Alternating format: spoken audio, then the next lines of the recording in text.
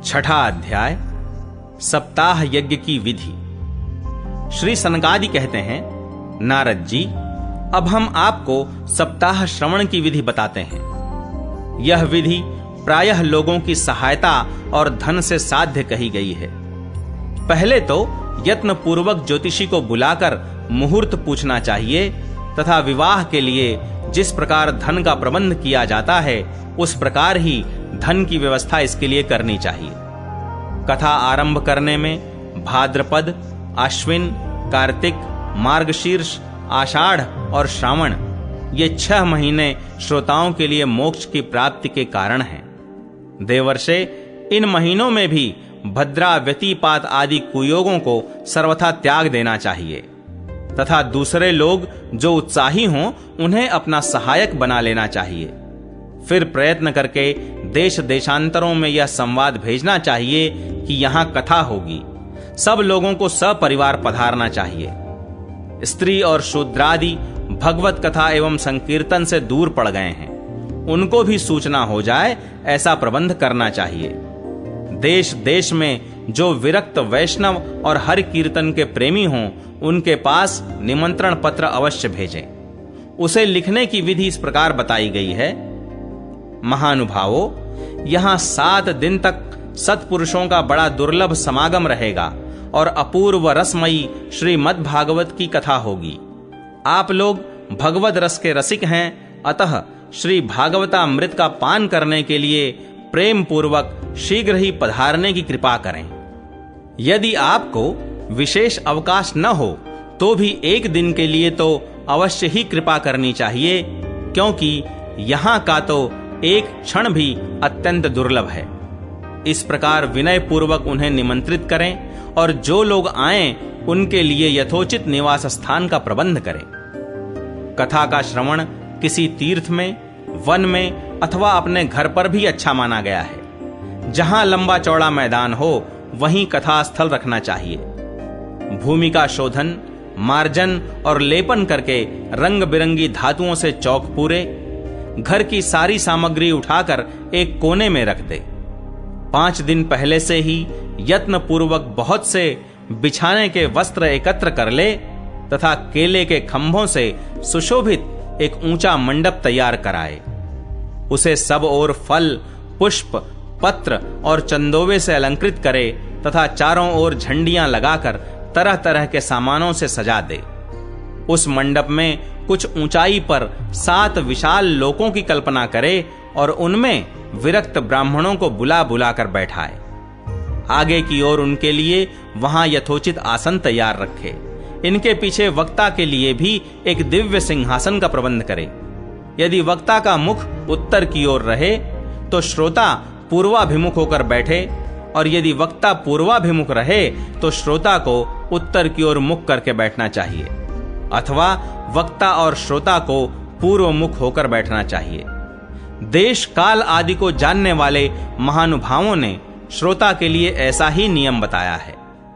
जो वेद शास्त्र की स्पष्ट व्याख्या करने में समर्थ हो, तरह तरह के दृष्टांत दे सकता हो तथा विवेकी और अत्यंत निष्प्रिय हो, ऐसे विरक्त और विष्णु भक्त ब्राह्मण को वक्ता बनाना चाहिए। श्रीमद् भागवत के प्रवचन में ऐसे लोगों को नियुक्त नहीं करना चाहिए जो पंडित होने पर भी अनेक धर्मों के चक्कर में पड़े हुए स्त्री लंपट एवं पाखंड के प्रचारक हों। वक्ता के पास ही उसकी सहायता के लिए एक वैसा ही विद्वान और स्थापित करना चाहिए। वह भी सब प्रकार के संशयों की निवृत्ति करने में समर्थ और लोगों को समझाने में कुशल हो।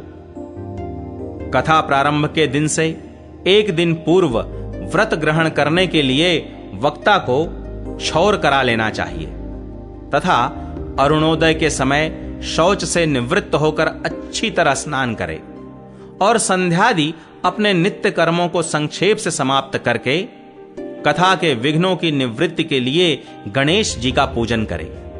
तदनंतर पितृगण का तर्पण कर पूर्व पापों की शुद्धि के लिए प्रायश्चित करे और एक मंडल बनाकर उसमें श्री हरि को स्थापित करे। फिर भगवान श्री कृष्ण को लक्ष्य करके मंत्रोच्चारण पूर्वक क्रमशः षोडशोपचार विधि से पूजन करे और उसके पश्चात प्रदक्षिणा तथा नमस्कार आदि कर इस प्रकार स्तुति करे। करुणा निधान, मैं संसार सागर में डूबा हुआ और बड़ा दीन हूं। कर्मों के मोह रूपी ग्राह ने मुझे पकड़ रखा है। आप इस संसार सागर से मेरा उद्धार कीजिए। इसके पश्चात धूप दीप आदि सामग्रियों से श्रीमद् भागवत की भी बड़े उत्साह और प्रीति पूर्वक विधि विधान से पूजा करे। फिर पुस्तक के आगे नारियल रखकर नमस्कार करे और प्रसन्न चित्त से इस प्रकार स्तुति करे। श्रीमद् भागवत के रूप में आप साक्षात श्री कृष्ण चंद्र ही विराजमान हैं। नाथ, मैंने भवसागर से छुटकारा पाने के लिए आपकी शरण ली है। मेरा यह मनोरथ आप बिना किसी विघ्न बाधा के सांगोपांग पूरा करें। केशव, मैं आपका दास हूं। इस प्रकार दीन वचन कहकर फिर वक्ता का पूजन करे, उसे सुंदर वस्त्राभूषणों से विभूषित करे और फिर पूजा के पश्चात उसकी इस प्रकार स्तुति करे।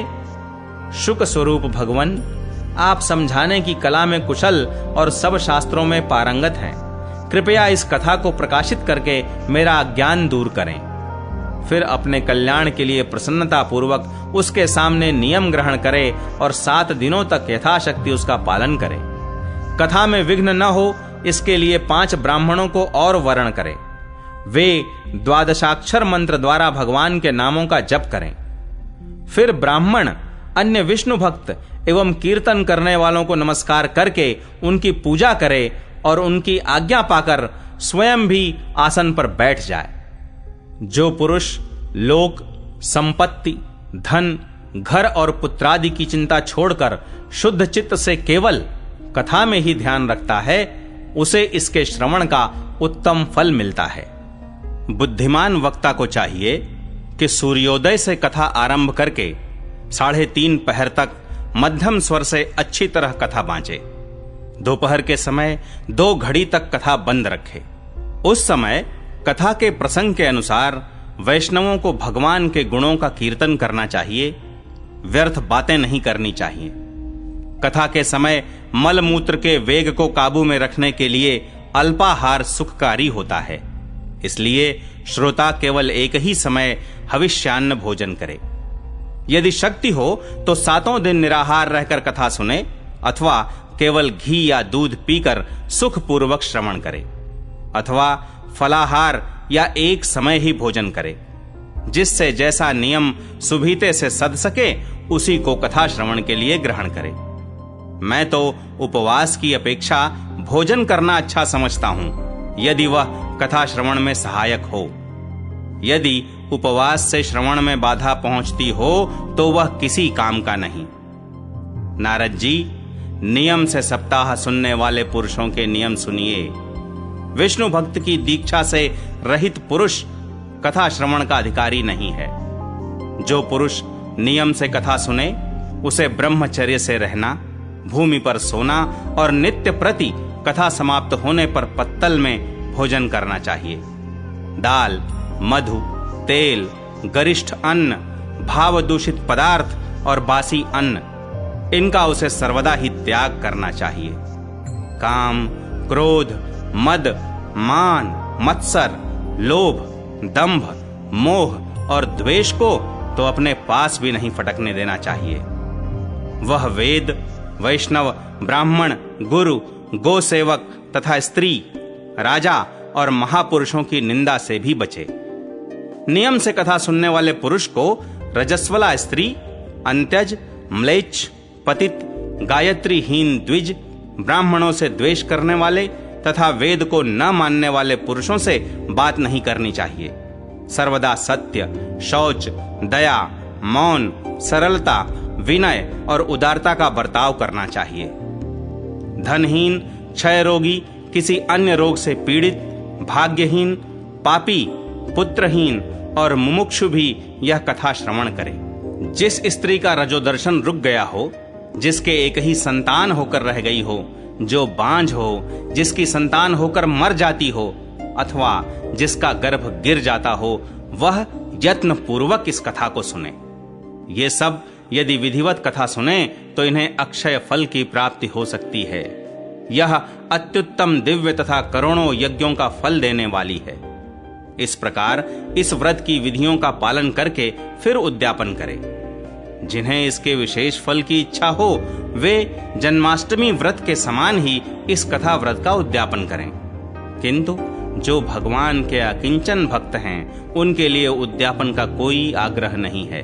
वे श्रवण से ही पवित्र हैं, क्योंकि वे तो निष्काम भगवत भक्त हैं। इस प्रकार जब सप्ताह यज्ञ समाप्त हो जाए तब श्रोताओं को अत्यंत भक्ति पूर्वक पुस्तक और वक्ता की पूजा करनी चाहिए। फिर वक्ता श्रोताओं को प्रसाद, तुलसी और प्रसादी मालाएं दे तथा सब लोग मृदंग और झांझ की मनोहर ध्वनि से सुंदर कीर्तन करें। जय जयकार, नमस्कार और शंख ध्वनि का घोष कराए तथा ब्राह्मण और याचकों को धन और अन्न दे। श्रोता विरक्त हो तो कर्म की शांति के लिए दूसरे दिन गीता पाठ करे। गृहस्थ हो तो हवन करे। उस हवन में दशम स्कंद का एक एक श्लोक पढ़कर विधि पूर्वक खीर, मधु, घृत, तिल और अन्नादि सामग्रियों से आहुति दे अथवा एकाग्र चित्त से गायत्री मंत्र द्वारा हवन करे, क्योंकि तत्वतः यह महापुराण गायत्री स्वरूप ही है। होम करने की शक्ति न हो तो उसका फल प्राप्त करने के लिए ब्राह्मणों को हवन सामग्री दान करे तथा नाना प्रकार की त्रुटियों को दूर करने के लिए और विधि में फिर जो न्यूनाधिकता रह गई हो उसके दोषों की शांति के लिए विष्णु सहस्त्र नाम का पाठ करे। उससे सभी कर्म सफल हो जाते हैं, क्योंकि कोई भी कर्म इससे बढ़कर नहीं है। फिर 12 ब्राह्मणों को खीर और मधु आदि उत्तम उत्तम पदार्थ खिलाए तथा व्रत की पूर्ति के लिए गौ और सुवर्ण का दान करे। सामर्थ्य हो तो 3 तोले सोने का एक सिंहासन बनवाए। उस पर सुंदर अक्षरों में लिखी हुई श्रीमद् भागवत की पोथी रखकर उसकी आवाहनादि विविध उपचारों से पूजा करे और फिर जितेंद्रिय आचार्य को उसका वस्त्र, आभूषण एवं गंधादि से पूजन कर दक्षिणा के सहित समर्पण कर दे। यूं करने से वह बुद्धिमान दाता जन्म मरण के बंधनों से मुक्त हो जाता है। यह सप्ताह पारायण की विधि सब पापों की निवृत्ति करने वाली है। इसका इस प्रकार ठीक ठीक पालन करने से यह मंगलमय भागवत पुराण अभीष्ट फल प्रदान करता है तथा अर्थ, धर्म, काम और मोक्ष चारों की प्राप्ति का साधन हो जाता है, इसमें संदेह नहीं। सनकादि कहते हैं, नारद जी, इस प्रकार तुम्हें यह सप्ताह श्रवण की विधि हमने पूरी पूरी सुना दी। अब और क्या सुनना चाहते हो? इस श्रीमद् भागवत से भोग और मोक्ष दोनों ही हाथ लग जाते हैं। सूत जी कहते हैं, शौनक जी, यों कहकर महामुनि सनकादि ने 1 सप्ताह तक विधि पूर्वक इस सर्व पापनाशिनी, परम पवित्र तथा भोग और मोक्ष प्रदान करने वाली भागवत कथा का प्रवचन किया। सब प्राणियों ने नियम पूर्वक इसे श्रवण किया। इसके पश्चात उन्होंने विधि पूर्वक भगवान पुरुषोत्तम की स्तुति की। कथा के अंत में ज्ञान, वैराग्य और भक्ति को बड़ी पुष्टि मिली और वे तीनों एकदम तरुण होकर सब जीवों का चित्त अपनी ओर आकर्षित करने लगे। अपना मनोरथ पूरा होने से नारद जी को भी बड़ी प्रसन्नता हुई। उनके सारे शरीर में रोमांच हो आया और वे परमानंद से पूर्ण हो गए। इस प्रकार कथा श्रवण कर भगवान के प्यारे नारद जी हाथ जोड़कर प्रेम गदगद वाणी से सनकादि से कहने लगे। नारद जी ने कहा, मैं धन्य हूं। आप लोगों ने करुणा करके मुझे बड़ा ही अनुग्रहित किया है। आज मुझे सर्व पापहारी भगवान श्री हरि की प्राप्ति हो गई। तपोधनों, मैं श्रीमद् भागवत श्रवण को ही सब धर्मों से श्रेष्ठ मानता हूं, क्योंकि इसके श्रवण से वैकुंठ विहारी श्री कृष्ण की प्राप्ति होती है।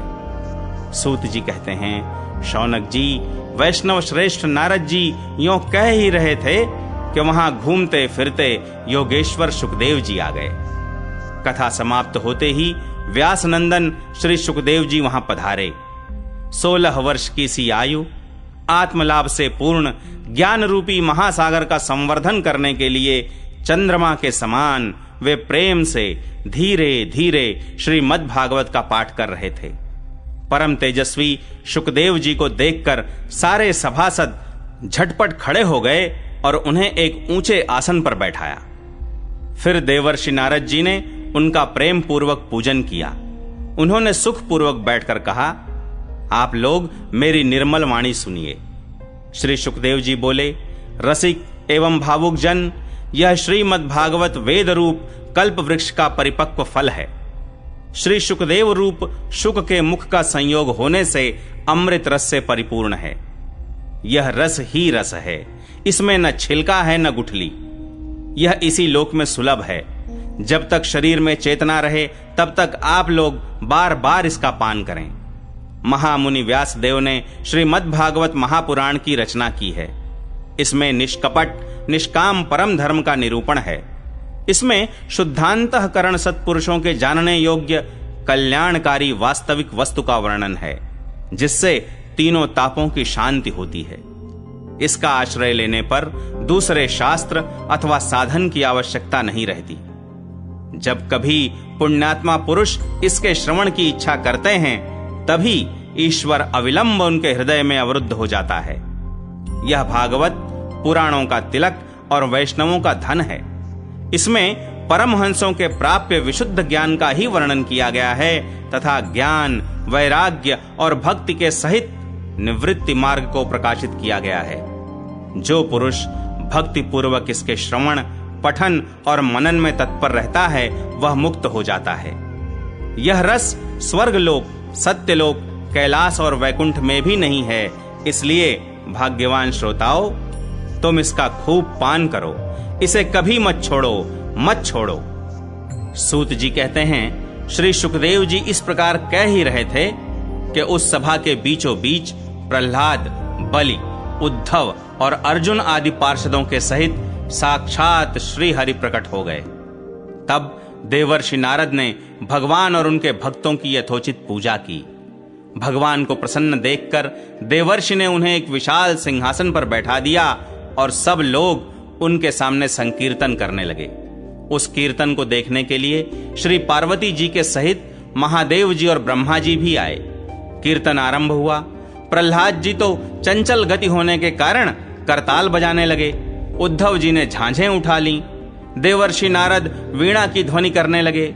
स्वर विज्ञान में कुशल होने के कारण अर्जुन राग अलापने लगे। इंद्र ने मृदंग बजाना आरंभ किया। सनकादि बीच बीच में जयघोष करने लगे और इन सब के आगे शुकदेव जी तरह तरह की सरस अंग भंगी करके भाव बताने लगे। इन सब के बीच में परम तेजस्वी भक्ति, ज्ञान और वैराग्य नटों के समान नाचने लगे। ऐसा अलौकिक कीर्तन देखकर भगवान प्रसन्न हो गए और इस प्रकार कहने लगे, मैं तुम्हारी इस कथा और कीर्तन से बहुत प्रसन्न हूं। तुम्हारे भक्ति भाव ने इस समय मुझे अपने वश में कर लिया है। अतः तुम लोग मुझसे वर मांगो। भगवान के ये वचन सुनकर सब लोग बड़े प्रसन्न हुए और प्रेमार्द्र चित्त से भगवान से कहने लगे, भगवान, हमारी यह अभिलाषा है कि भविष्य में भी जहां कहीं सप्ताह कथा हो, वहां आप इन पार्षदों के सहित अवश्य पधारें। हमारा यह मनोरथ पूर्ण कर दीजिए। भगवान तथास्तु कहकर अंतर्धान हो गए। इसके पश्चात नारद जी ने भगवान तथा उनके पार्षदों के चरणों को लक्ष्य करके प्रणाम किया और फिर शुकदेव जी आदि तपस्वियों को भी नमस्कार किया। कथामृत का पान करने से सब लोगों को बड़ा ही आनंद हुआ। उनका सारा मोह नष्ट हो गया। फिर वे सब लोग अपने अपने स्थानों को चले गए। उस समय शुकदेव जी ने भक्ति को उसके पुत्रों सहित अपने शास्त्र में स्थापित कर दिया। इसी से भागवत का सेवन करने से श्री हरि वैष्णवों के हृदय में आ विराजते हैं। जो लोग दरिद्रता के दुख ज्वर की ज्वाला से दग्ध हो रहे हैं, जिन्हें माया पिशाची ने रौंद डाला है तथा जो संसार समुद्र में डूब रहे हैं, उनका कल्याण करने के लिए श्रीमद् भागवत सिंहनाद कर रहा है। शौनक जी ने पूछा, सूत जी, शुकदेव जी ने राजा परीक्षित को, गोकर्ण ने धुंधुकारी को और सनकादि ने नारद जी को किस किस समय यह ग्रंथ सुनाया था, मेरा यह संशय दूर कीजिए। सूत जी ने कहा, भगवान श्री कृष्ण के स्वधाम गमन के बाद कलयुग के 30 वर्ष से कुछ अधिक बीत जाने पर भाद्रपद मास की शुक्ला नवमी को शुकदेव जी ने कथा आरंभ की थी। राजा परीक्षित के कथा सुनने के बाद कलयुग के 200 वर्ष बीत जाने पर आषाढ़ मास की शुक्ला नवमी को गोकर्ण जी ने यह कथा सुनाई थी। इसके पीछे कलयुग के 30 वर्ष और निकल जाने पर कार्तिक शुक्ला नवमी से सनकादि ने कथा आरंभ की थी। निष्पाप शौनक जी, आपने जो कुछ पूछा था उसका उत्तर मैंने आपको दे दिया। इस कलयुग में भागवत की कथा भव रोग की रामबाण औषधि है। संतजन, आप लोग आदर पूर्वक इस कथा अमृत का पान कीजिए। यह श्री कृष्ण को अत्यंत प्रिय, संपूर्ण पापों का नाश करने वाला, मुक्ति का एकमात्र कारण और भक्ति को बढ़ाने वाला है। लोक में अन्य कल्याणकारी साधनों का विचार करने और तीर्थों का सेवन करने से क्या होगा? अपने दूध को हाथ में पाश लिए देखकर यमराज उसके कान में कहते हैं, देखो, जो भगवान की कथा वार्ता में मत्त हो रहे हों उनसे दूर रहना। मैं औरों को ही दंड देने की शक्ति रखता हूं, वैष्णवों को नहीं। इस असार संसार में विषय रूप विष की आसक्ति के कारण व्याकुल बुद्धि वाले पुरुषों, अपने कल्याण के उद्देश्य से आधे क्षण के लिए भी इस शुक कथा रूप अनुपम सुधा का पान करो। प्यारे भाइयों, निंदित कथाओं से युक्त कुपथ में व्यर्थ ही क्यों भटक रहे हो? इस कथा के कान में प्रवेश करते ही मुक्ति हो जाती है। इस बात के साक्षी राजा परीक्षित हैं। श्री शुकदेव जी ने प्रेम रस के प्रवाह में स्थित होकर इस कथा को कहा था। इसका जिसके कंठ से संबंध हो जाता है वह वैकुंठ का स्वामी बन जाता है। शौनक जी, मैंने अनेक शास्त्रों को देखकर आपको यह परम गोप्य रहस्य अभी अभी सुनाया है। सब शास्त्रों के सिद्धांतों का यही निचोड़ है। संसार में इस शुक शास्त्र से अधिक पवित्र और कोई वस्तु नहीं है। अतः आप लोग परमानंद की प्राप्ति के लिए इस 12 स्कंध रूप रस का पान करें। जो पुरुष नियम पूर्वक इस कथा का भक्ति भाव से श्रवण करता है और जो शुद्धांतःकरण भगवत भक्तों के सामने इसे सुनाता है, वे दोनों ही विधि का पूरा पूरा पालन करने के कारण इसका यथार्थ फल पाते हैं। उनके लिए त्रिलोकी में कुछ भी असाध्य नहीं रह जाता।